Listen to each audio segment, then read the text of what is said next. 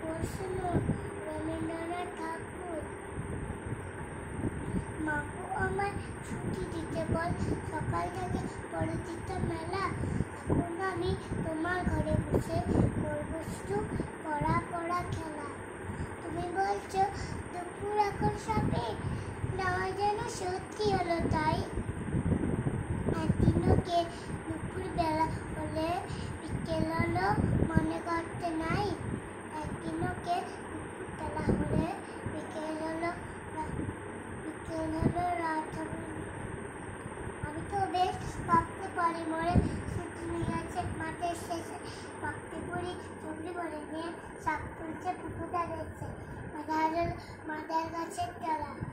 হারিয়ে হয়ে এলো দিকে জল, মাঠে থেকে সবেন ফিরে,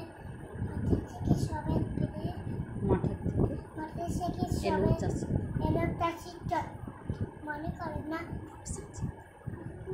সাথেরই তারা,